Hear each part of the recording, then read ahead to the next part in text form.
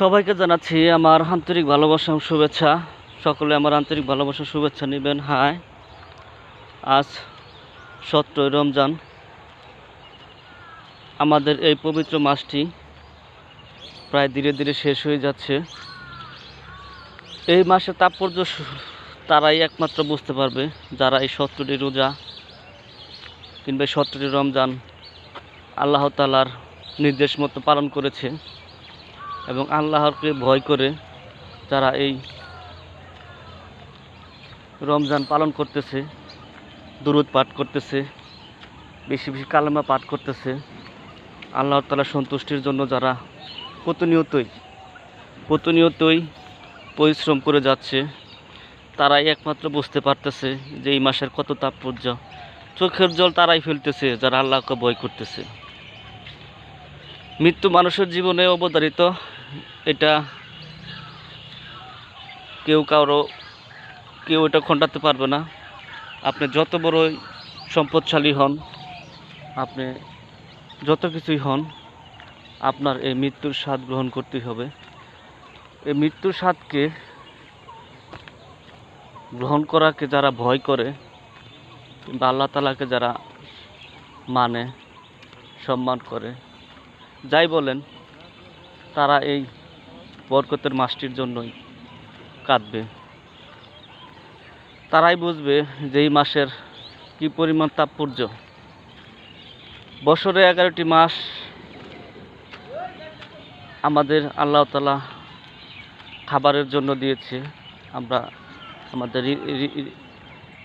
আমাদের নির্ধারিত যে রিজিক আছে তা থেকে আমরা ভক্ষণ করি। একটি মাস দিয়েছে শুধু আমাদের জন্য রোজা রাখার জন্য। রোজাটা হলো আসলে একটি তার নিজের দেহকে জাকাত দেওয়া। প্রতিটা সেক্টরেই, প্রতিটা বিষয়ই, সম্পদেরই জাকাত আছে। এই দেহ মোবারকটাও আপনার একটি সম্পদ। এই দেহ মোবারকেরও জাকাত দিতে হয়। তাই রমজান মাস দিয়েছে।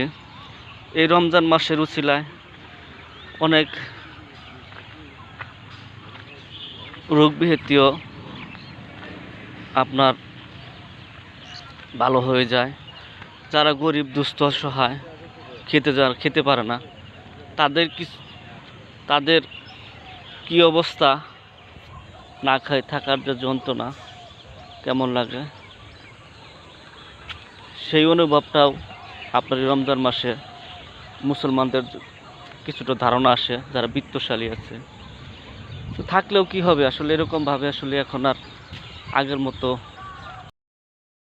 নিজেদের স্বার্থে নিজেরাই ঘোরাঘুরি করে। অন্যের স্বার্থের জন্য পৃথিবী এখন আর কারোর জন্য কাঁদে না। তাই আমরা যতটুকু পারি, যা পারি, ইনশাল্লাহ আমরা গরিব, দুস্থ, মেহনতি মানুষের জন্য করে যাব আমাদের সাধ্য মতো। ইনশাল্লাহ সেদিকে আমরা লক্ষ্য রাখব।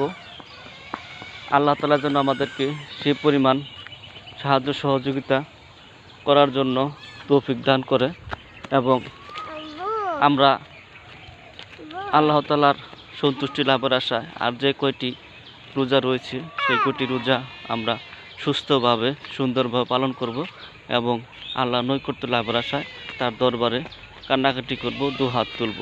সকলে ভালো থাকবেন। আমার কথা যদি কোথাও ভুল হয়ে থাকে মাফ করবেন। আল্লাহ হাফেজ।